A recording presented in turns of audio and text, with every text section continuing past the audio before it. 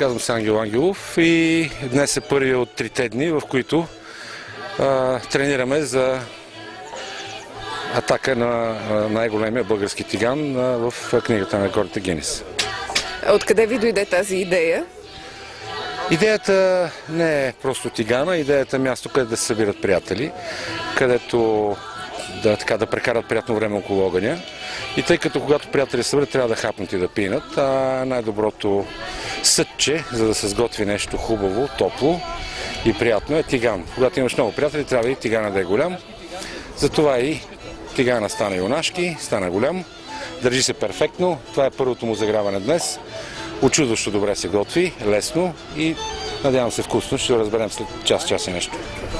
Колко човека смятате да нахраните с това, което е вътре? Това, което сме приготвили като порция, е около 330-340 порции. Ако се наложи, имаме готовност да заредим втори път. За около час и 40 минути се приготви всичко. Преди малко разбрахме, че сте издали някаква книга. Кажете ни малко повече за това. Издадахме няколко книги, свързани с Копривщица. Една от тях е автобиография на господин архитект Велю Дебелянов, който е бил архитект на Копривщица, почен архитект и който е един от хората, които са задвижили това Копривщица да стане град-музей. Уникална книга. В страницата на списание Собственик обявихме една игра, томбола, начин да бъдем малко по-концентрирани в част от празниците си и се запитахме кога е гръмнала първата пушка. В колко часа е гръмнала всъщност първата пушка? Знаем, че е първата, в колко часа.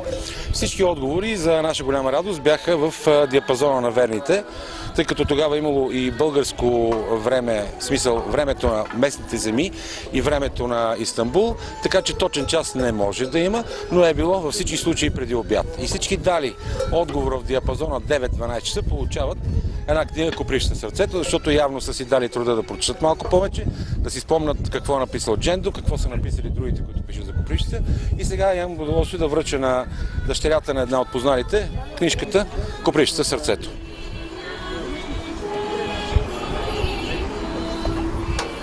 Заповядайте.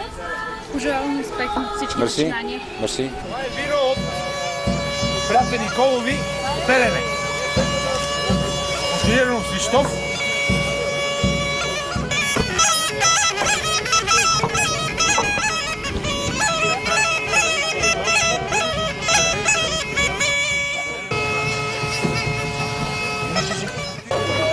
Всичко да се снима.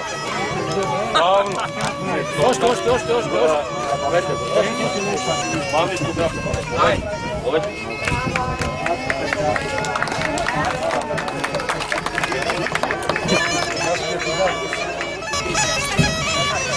Мартинес.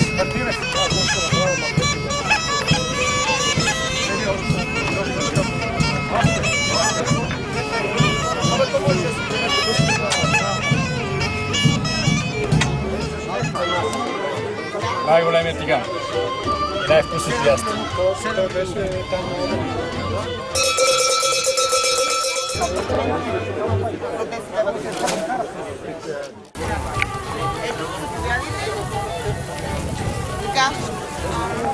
Свински късчета с 5 вида лук, малко магданоз и много хубаво червено вино. Питай.